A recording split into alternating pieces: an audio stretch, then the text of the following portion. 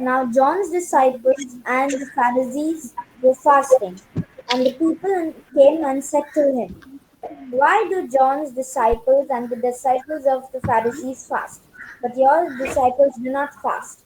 Jesus said to them, "The wedding guests cannot fast while the bridegroom is with them, can they? As long as they have the bridegroom with them, they cannot fast.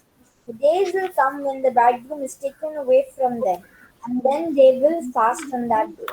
No one sews a piece of unshrunk cloth on an old cloak. Otherwise, the patch pulls away from it, the new from the old, and the worst tear is made. And no one puts new wine into an old wineskin. Otherwise, old in, otherwise the wine bursts the skin, and the wine is lost. So are the skin. But one puts new wine into a fresh wineskin. The announcement about the Sabbath. One Sabbath he was going through the grain fields, and as they made their way, his disciples began to pluck heads of grain, and and the Pharisees said to him, "Look, why are they doing what is not lawful on the Sabbath?" And he said to them, "Have you never read what David did when his companions were hungry and in need of food? He entered the house of God when Abiathar was the high priest and ate the bread of presence, which is not lawful for any but the priest to eat. He gave some to his companions. Then he said to them, the Sabbath was made for humankind, not humankind for the Sabbath. So the Son of Man is the Lord even of the Sabbath."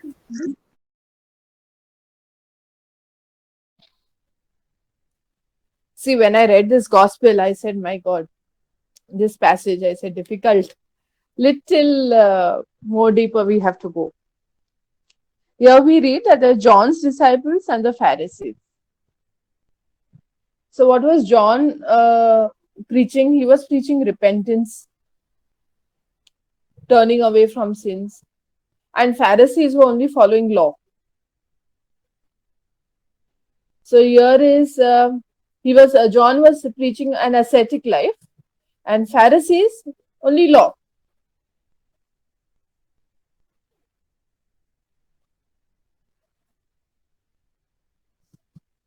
And John is the one who baptized Jesus. Huh?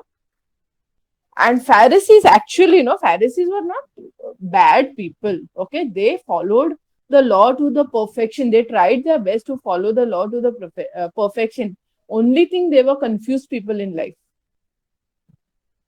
That's what I feel. And why were they confused is they were not open. If they would have been open to God, no, open to God, their confusion would have been sorted. They were not open to God because they all the time questioning, all the time judging. Instead of looking outside, if they would have looked within themselves, probably the transformation would have come in them. But they were only looking outside. Why you're healing on the Sabbath? Why you and they had rules that time, like they could walk only like certain miles on the Sabbath. They couldn't walk more than that. So they had all these rules, but they forgot the whole gist. They made these rules and they forgot the gist of it all. So Pharisees actually were not bad people. They were just confused people in life.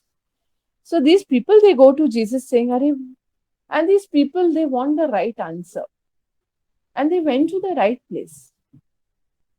They went to Jesus in their confusion because one side they are seeing John's disciples fasting, one side they are seeing Pharisees, they are fasting.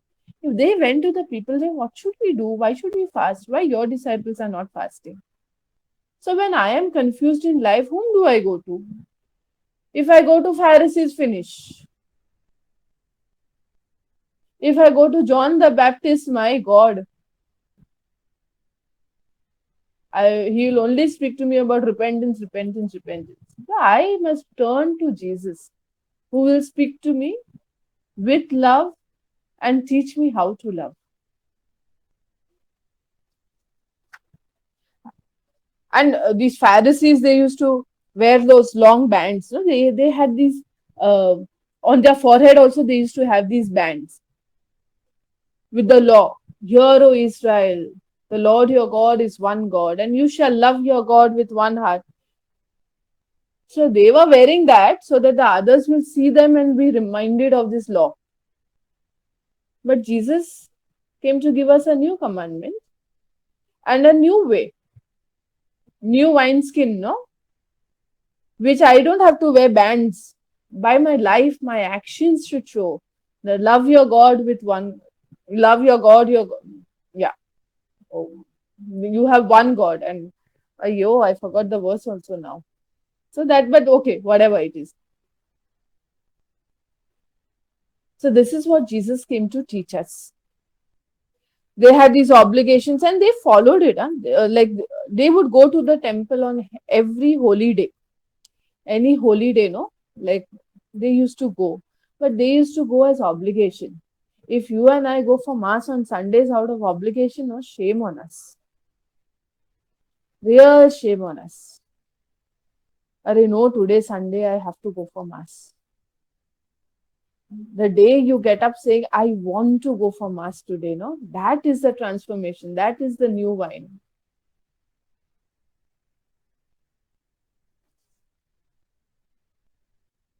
Then, of course, Jesus tells him that the wedding guests cannot fast while the bridegroom is with them. What happens when the bridegroom is with you? Anyone?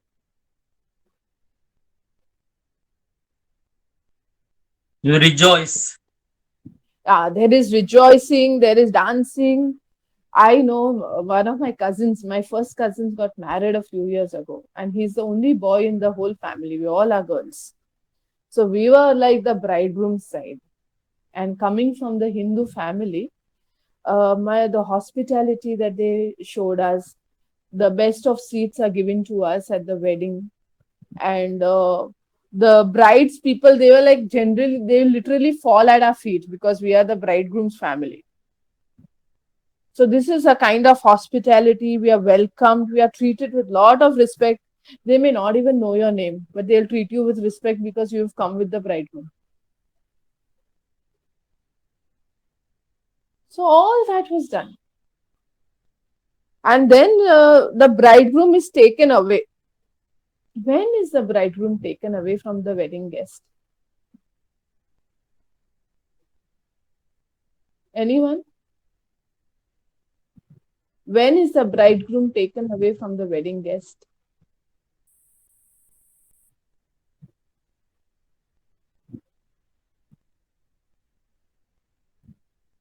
After the wedding. Okay. Where does the bridegroom go? Bride. He goes to the bride. Correct. He goes with, and who has the power to take the bridegroom away from the wedding guest? Only the bride. Only the bride. Nobody. The bridegroom will be longing when he will spend those moments with the bride. You all have got married, no? And the bride is waiting when the bridegroom will come, when this wedding guest will go away. So that longing is there. So as Stella said, no, we are the brides. The church is the bride of Christ. You and I are the brides of Christ. Raja, you are the bride of Christ. So are you longing? Let all go. I want to be with Jesus alone. Can I spend that time alone, no? In solitude, in prayer? To one day holiday, whom do I plan to spend that day with? With Jesus or with others? Whom do I plan to spend my free time with? And we are not here to spend only free time with Jesus. Huh? We are here to spend all our time with Jesus. I am with you till the end of all ages, Jesus says, no? So constant, his presence is constant in our life. So we have to be present to him constantly. So that is an effort that we have to make. When the bridegroom is taken away from us, what are we fasting from? Not food or drinks, but his presence. We are fasting from his presence. So that time, turn to the Lord. When his presence, we don't have his presence, we'll not have peace. We'll not have joy. There will be troubles always, huh? Always. Maybe one day little less than the other, but troubles there will be always. But that deep peace is because we have the bridegroom with us. And if this is all so, then why we fast today? Why we have days of obligation? Ash Wednesday we have to fast. And which other day is there? Sophie, which other day we have fasting? I think only Ash Wednesday, no? Good Friday, sorry. Good Friday. Ah, yeah. Yeah. Come. So why do we fast? That is Because just remembering what are we remembering? what Jesus has done for us. So, especially Good Friday is like just joining in his passion, remembering what he did, and sort of having a little bit of sacrifice that curbs our bodily urges of hunger and things like that. Okay. But Then, it's not, yeah. sorry. No, Please no. What I'm saying is, like, I mean, it's not that, okay, those 2 days are obligatory, which the church has enforced. But there are times when we do fast to Out of develop a choice. more our choice. Yes. When we want to get closer, or maybe sometimes we want to ask for something. So definitely, yeah, we do. Like there is a kind of a period, especially when you go in for retreats and things like that. There is one day obligatory where they ask you to fast and sort of reflect So and things if like I that. want something, say whatever, I want to buy something, I will fast. No, that's Then I will tell Jesus to give me that. not So that frivolous. okay. So why do No, we fast? What will fast do? If I fast, will it change God's mind? no. It is not a question of changing God's mind. It is Mm. basically it is Mm. bringing a kind of sense of discipline in Yes. ourselves. Correct. Yes. It's a discipline in ourselves and trying to curb our what you say Yes. the desire of food and all Senses. senses. Correct. Yes, senses. Correct. Correct. Yes, Senses. Yeah. that's it. Yes. Yeah. That is what I wanted. Thank you, Sophie. So why we fast is now the bridegroom is with us, but we fast. And why do we fast? Our fasting does nothing. It doesn't help Jesus, huh? If you and I think that we are helping Jesus bundle, that fasting is only helping us. It disciplines us. And discipline is very important in the spiritual life. Very, very important. This fasting, it will help you curb your senses in small things. Huh? See, when you fast from food, that's very basic, but that is a basic need of human beings. One basic need, food, shelter, and clothing. No, so if you fast from this basic need of food, there are different kinds of fasting. No, you have one meal a day, or you skip one meal a day. People fast in different ways. Some only have bread and water. Some only on fruits. They have different ways of fasting. What is important is that we understand what this will do to us. Initially, it also develops your will. When you are fasting, no, it develops your willpower. You will be able to say no to sin. Any temptation, no? If you are in that habit of fasting, see, many cannot fast because of health, medical reasons. Okay. So, but if you can fast, you should fast. Don't fast every day, huh? Certain days of the week. If you can fast, you should fast. What it does, it say suppose today I can also abstain from something. Probably I can't do a full fast, maybe. So I can abstain. I love cakes. I met Jesus in a cake shop. I will share with you all sometime. I met Jesus in the cake shop. So where Simon and Andrew were fishing and they met Jesus, I met him where I loved what I love to do most. So I was buying pastry in the cake shop, and that is where I met Jesus. So if I say I like cakes, I will abstain from it. I will not have cake. Even if it is served to me, I will not have cake. What am I doing is, when I'm saying no to this, and why? Because I'll put on weight, I don't care. You all you see me, no, right? Do I really care about my weight? No.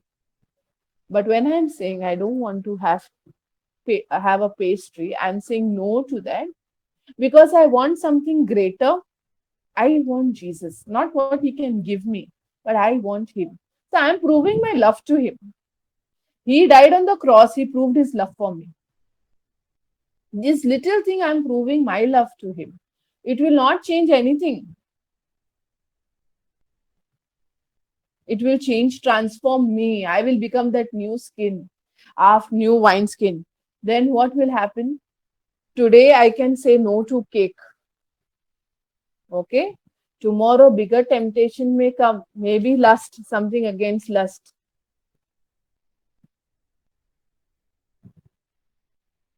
I will be able to fast, to abstain from that. No. Why? Because my willpower is developed by regularly abstaining and saying no to myself. So my willpower is developed.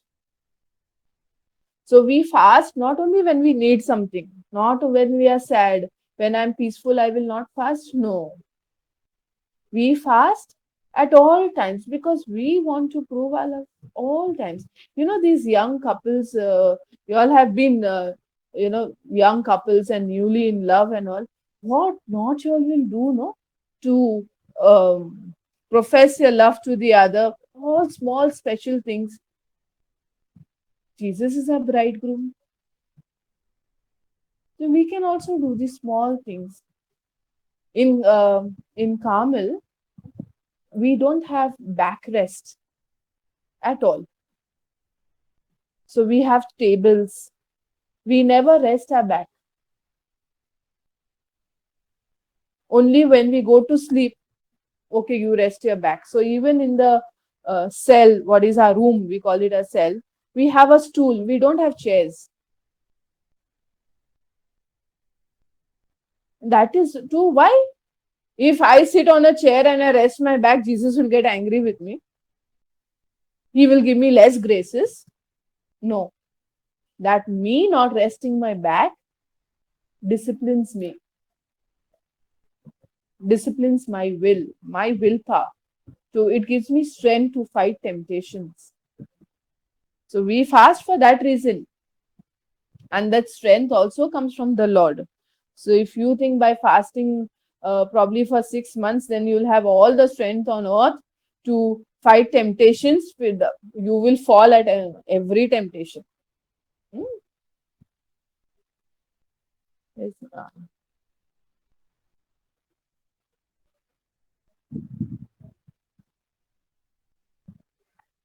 Here, of course, in this passage, Jesus was speaking about his death. Can someone read Genesis chapter 2, verse 21 onwards? Genesis chapter 2, verse 21 onwards.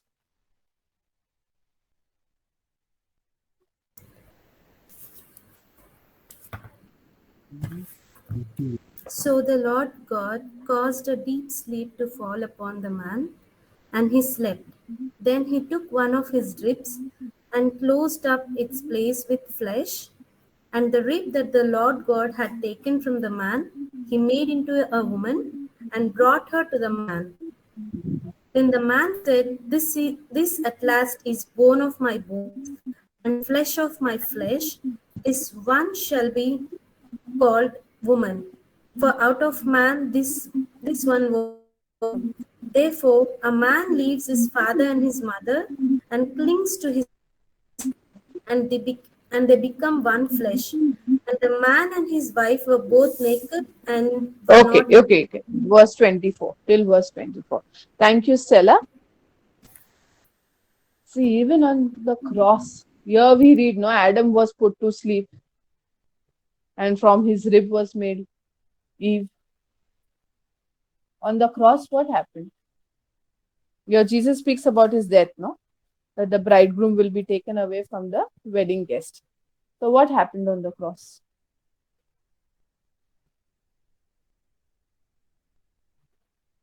The groom was Jesus, taken away. Jesus was also put to sleep on the cross, and his side is pierced, no? Hmm? From there came what? Blood and water came gushing forth from his side. And who is given life? The church is born. You and I are given new life. We have become the brides of Christ. We have become sons and daughters of the Abba.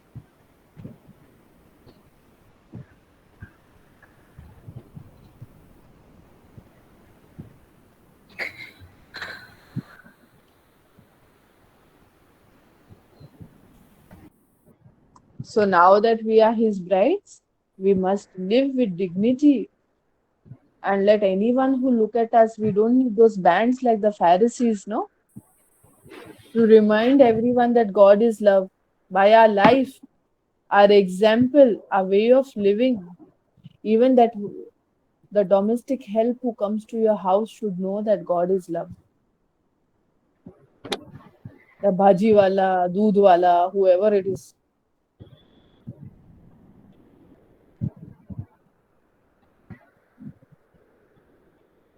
Joanna, no doodh wala in Dubai? Okay. No दूध वाला. Ah, so whoever it is, no, the least. Why I'm saying bhaji wala, doodh wala, you come in contact with them for what? For what? 5 minutes a day, maybe. But in those 5 minutes, let them experience the love of God. And how will that be possible? Is with your union with God. The more time you spend with Jesus, you become like Him. See, many husbands and wives, no, their uh, taste, no, it changes. They kind of at the end, after a few years, no, they start liking the same things. If they're really in love, otherwise they drift apart. If they're really in love, they start liking the same things. So they will enjoy same things together. My husband doesn't like pungent food. I also start liking a little the food which is not very pungent. My wife likes ice creams. I also start eating ice cream. Looking at her every day eating ice cream, I also started eating ice cream. So you start the one whom you love, you start developing taste like that person. So spend time with Jesus, you will become like him. No other way. No other way. If you find any other way to become like Jesus, please come and tell me because I want to learn that. It's only by spending quality time with him and quantity also.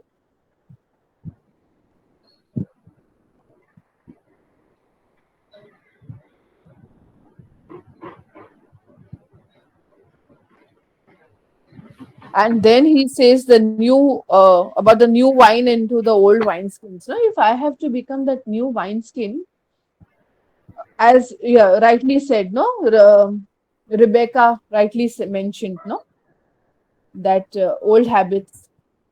We must get rid of our old habits.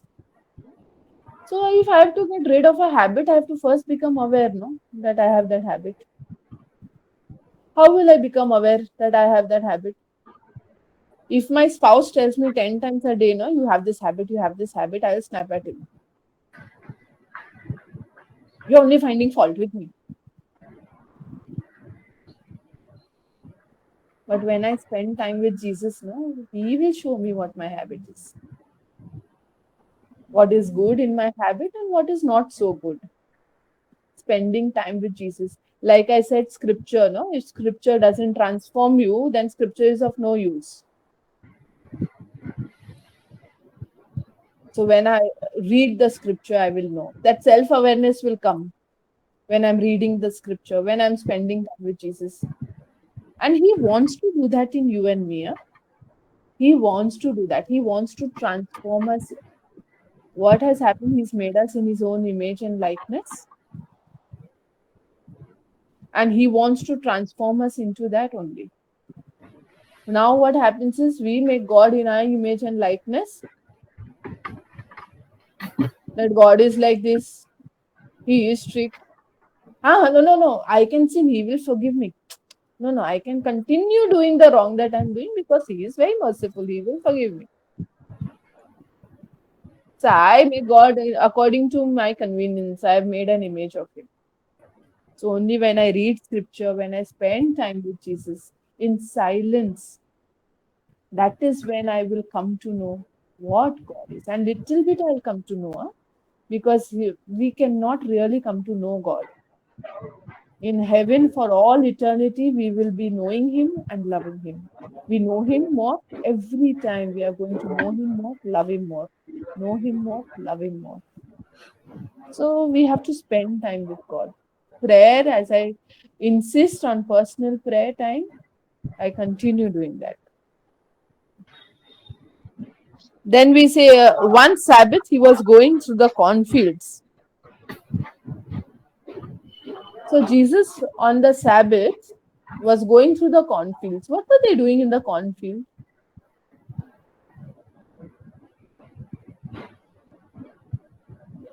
Genesis chapter 3 verse 8.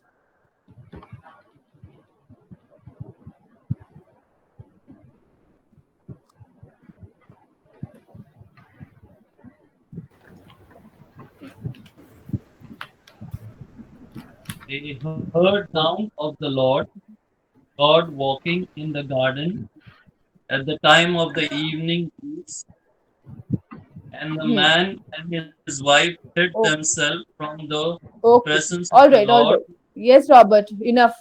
Thank you. So in the evening breeze, God the Father was walking in the Garden of Eden. So that must have been the program.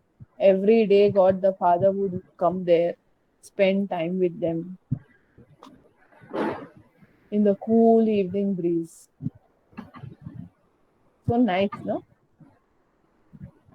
What Jesus is doing? He's hanging around with his friends, his disciples.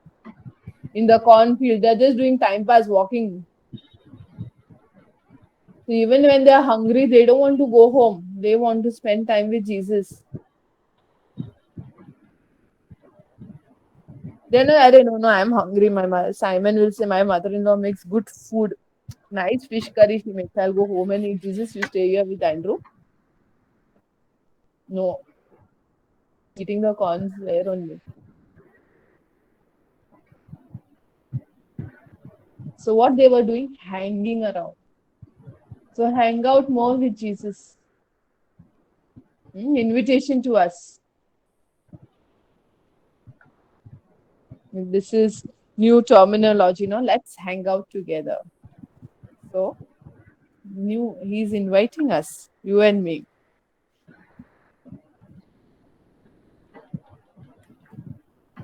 And the Pharisees here, is it lawful? They don't care about anything. They are here only about the law. They only worried about the law. Is it lawful?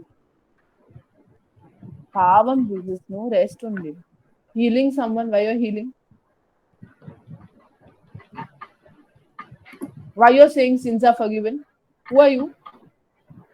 Now they're after him. Your disciples, why they are eating on Sabbath, plucking grains from the cornfield?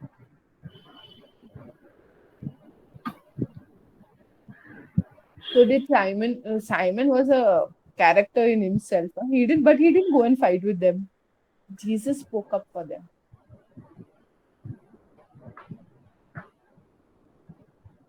What did Jesus? He gave that example of.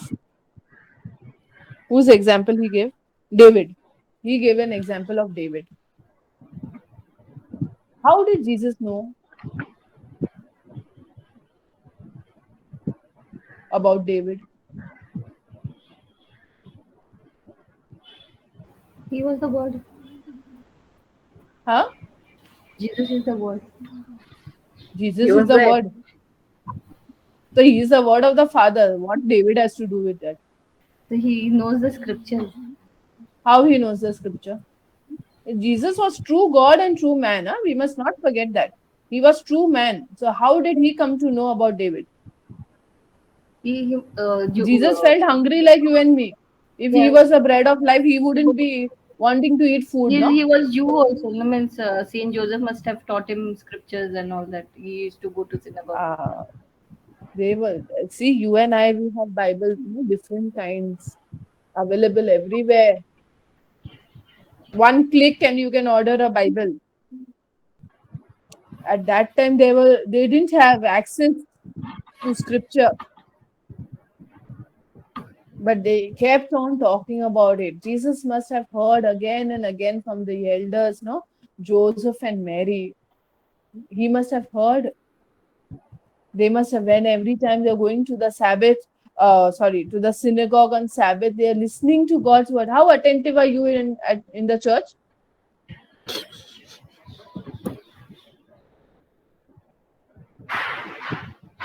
You and I, we don't pay attention. We know better than the priest. We don't pay attention. They were listening attentively, so much so that it is by heart. Jesus can quote that. And only learning scripture is not enough. Huh? It has to transform me. Otherwise, all that is pride. If I learn scripture by heart and if I can quote scripture, no, then that is no. It's a vice, not a virtue. But when that scripture transforms me, then it becomes virtue. And I must not even misquote scripture. How will I know?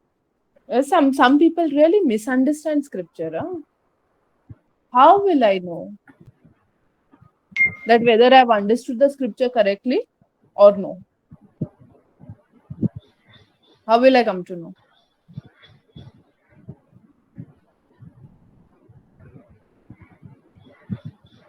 Repeat that. How will I come to know whether I have understood the scripture correctly or no? Or I am misunderstanding and misquoting the scripture?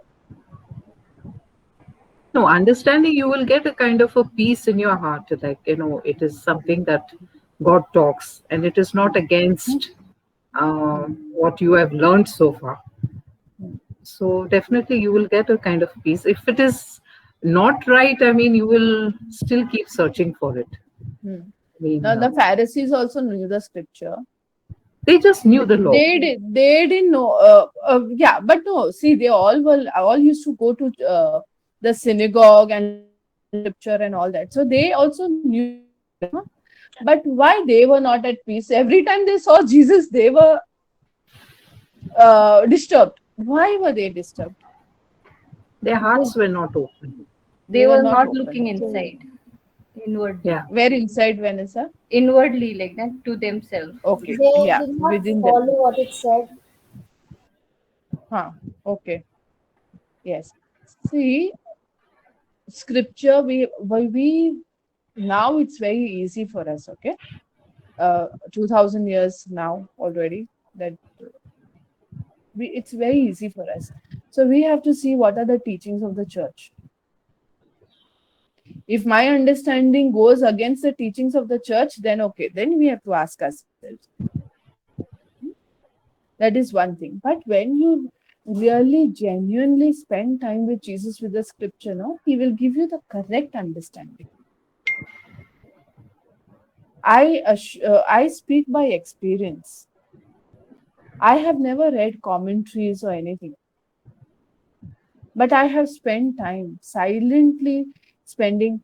I was in the convent for 7 years. So 7 years of solitude, cut off from everything. totally cut off in the cloister.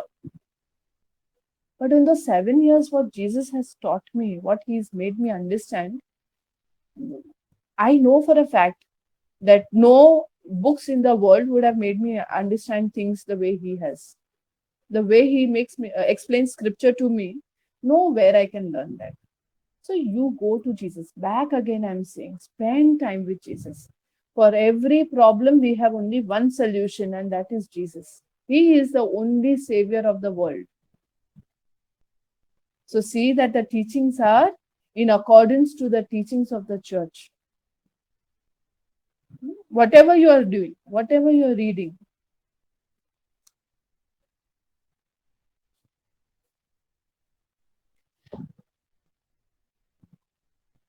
Pharisees are always talking about fulfilling the law, fulfilling the law. Law also can be, see, for example, I tithe because, okay, law. But how generous am I to the Lord?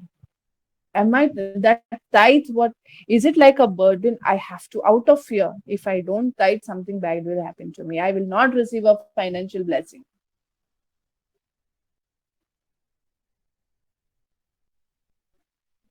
Jesus doesn't need you and me to take care of his church, to take care of his ministers.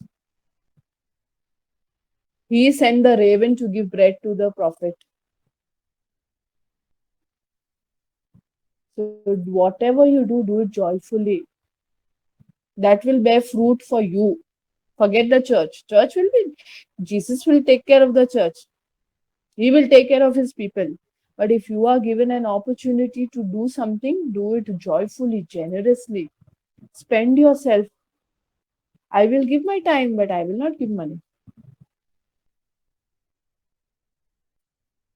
Sometimes some people are like that. Some people are, okay, I have given money. Why should now I give? I don't have time.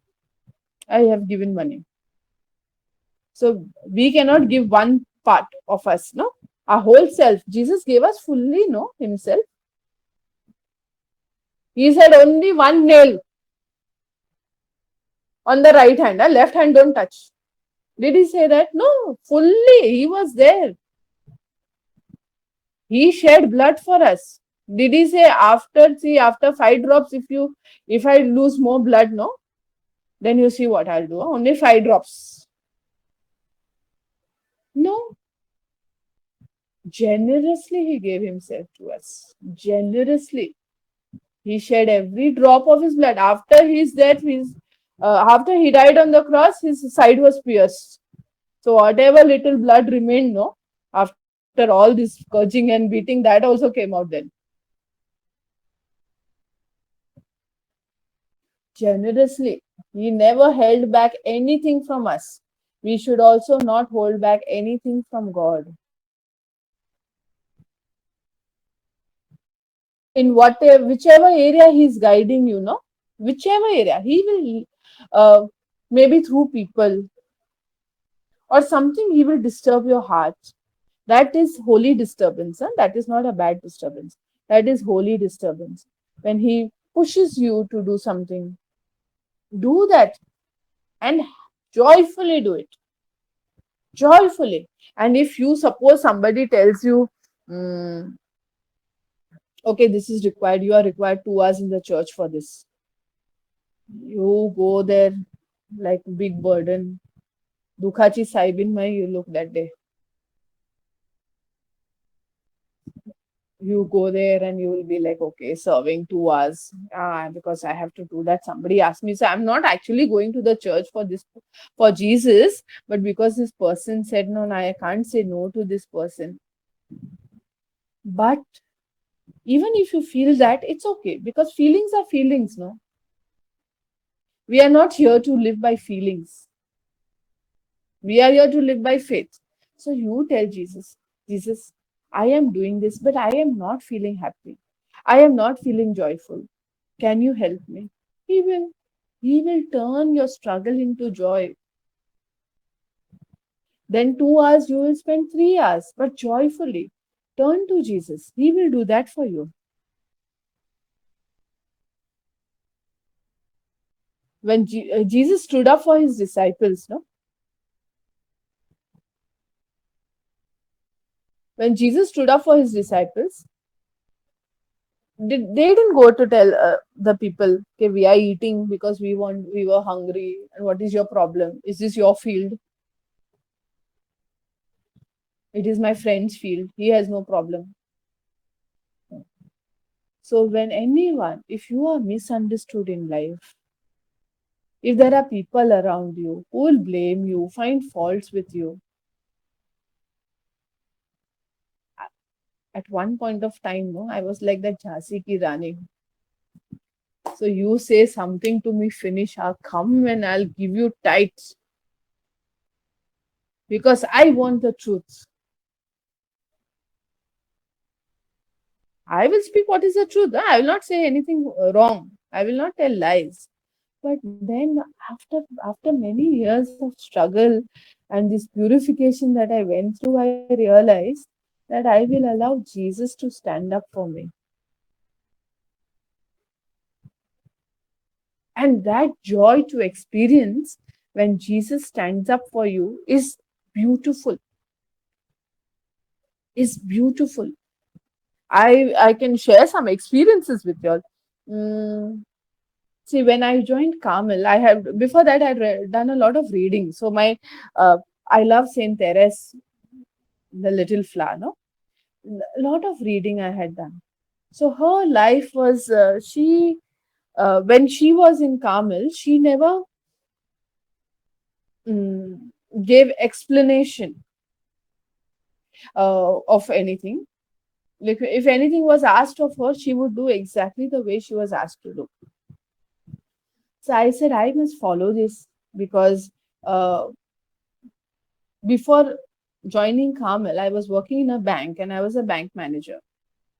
So from that level to leave everything and then become a novice, where you are taught to do things. And, you go with a mindset and that you have good ideas. Are this can be done better this way, more efficient. We will save time. We will save money. We will save energy.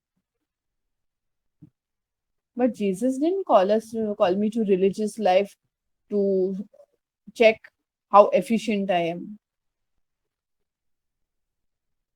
or to teach others efficiency. He called me to follow him more closely. So when I entered Carmel, I had decided that I am not going to give my expert comments. So I would do whatever sisters would ask me to. I would struggle, but I would do exactly the way I was asked to do. Not saying anything to anybody, and not even taking pride in it that, oh, wow, see, I'm doing this. No. After around, say, 3 years of being in Carmel, we had a sister who came from another community to spend some 6 months with us in formation. So there was this one day when we were sharing, in the community we had sharing, and each one had to say something good about something positive about what you liked in any sister, no? So this sister from another community, when she came and she shared, she's like, I have seen Sister Christine. Any work you give her, she will do exactly the way she's told without making any noise. But if I am in her place, I will first give 10 other choices. We can either do this way or we can do that way. But Sister Christine worked in a bank. I'm not just a graduate, and from that I joined Carmel, so I don't even have the experience that Christine has. But it's beautiful what she does. And that day I cried. I really cried when I went to pray, because not what nobody saw, Jesus saw. And after 3 long years, to hear it from somebody else that, oh, and you're following God so closely. So this is what, when people misunderstand you, don't go to fight, don't go to justify. You justify when you feel that your justification will bring peace to the other, not when you think that your justification will make you feel better. We do the things selflessly. So if someone misunderstands me, it's okay. No problem. Let that person miss. I will go to Jesus. Jesus will stand up for me. So we ask Jesus to stand up for us, no?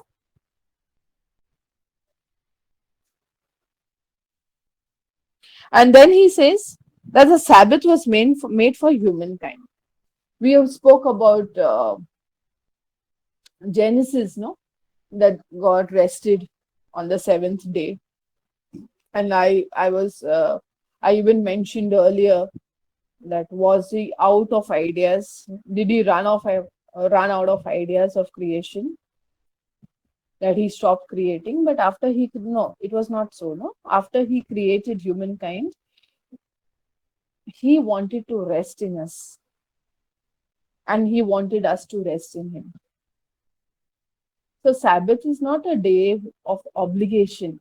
Please, Sunday, not a day of obligation. It is a day to rest in God. What we do, we only rest.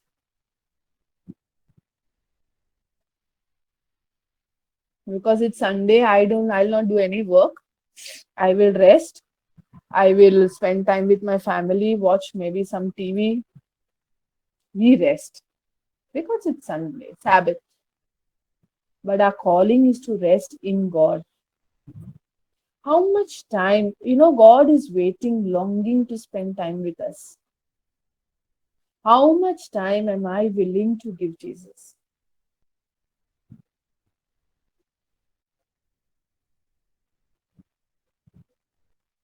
We can ask ourselves, how much time am I willing? Don't go to church. Now we have this online masses, no? My God. So now even when there is a choice of going to church, of course in Bombay we are still struggling. We don't have masses. We have to attend online masses here.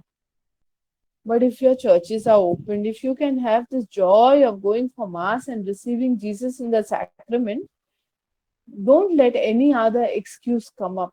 Don't give excuses. I can attend online mass. Cardinal has given us all this obligation. It's okay.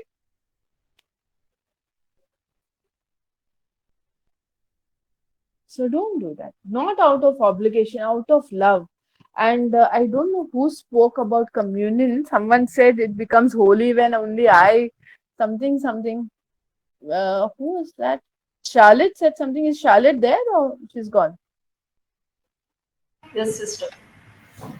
Charlotte. What did you say about communion? I said that when we go to church, the communion becomes Huh? holy only when we receive it with a great faith. Otherwise, Okay. yeah. Hmm. I just want to correct this, Charlotte, because Jesus is whether I believe or no, that he is present in the holy sacrament. That doesn't, my faith in the holy sacrament adds nothing to his glory or changes the truth. That is the truth. He is present in flesh and blood. Soul and divinity, he is present there. When I receive Jesus in Holy Communion with faith and in humility, it transforms me better. I can go receive Jesus and come back, and all the time my mind is somewhere else. So that will not do anything to Jesus. It will not transform me. It will not change the fact, because I didn't receive Jesus in faith, doesn't change the fact that he was present in the sacrament.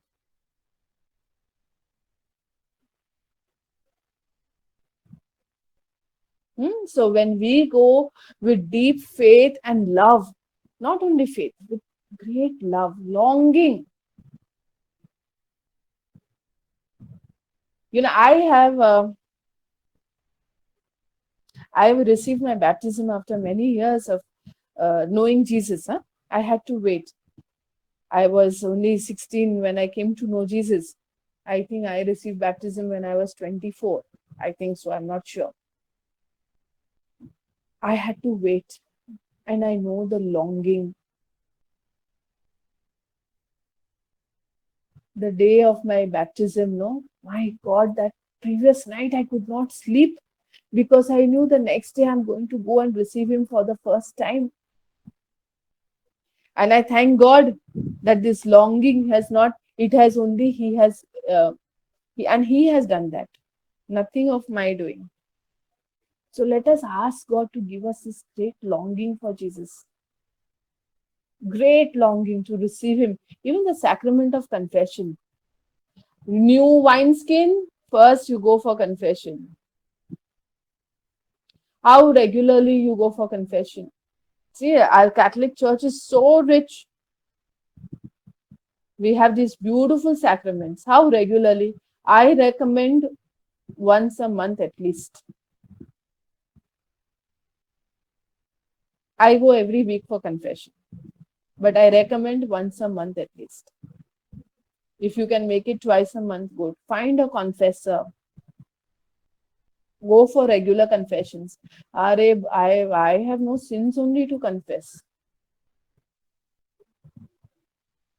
A just man, the scripture tells us, no, just man falls 7 times a day. But I am above the just man because I don't fall only. So go for confession. It is a sacrament of grace. Receive Jesus whenever you can in Holy Communion. Go for Mass. Tell Jesus, give me that longing. And even when you have fever, please, nowadays, of course, you're not allowed to go to church if you have fever. But I'm talking about otherwise. Even when I have fever, I would go. I remember I underwent some sickness. I had cancer. So some few years ago, I had cancer. And when I had cancer, I could not go anywhere. I could not do anything. I was undergoing my treatment. But I had taken permission from the doctor because I was not allowed to go to public places. So I had taken permission, and the doctor is from our parish. So very holy man. So I took permission from him. So I would go to church, Sunday long. So I had no strength. I could go and only sit there. And a friend used to come home to pick me up, take me to church, and then bring me back home. And I don't even remember what the reading would be, what father said, because I had no strength, no energy, undergoing my treatment. But I would love, for me, my joy was to receive Jesus in the sacrament. So if we have no longing, we pray to God, Jesus, give me that longing. I want to long for you the way you long for me, not the way for you, the way you long for me.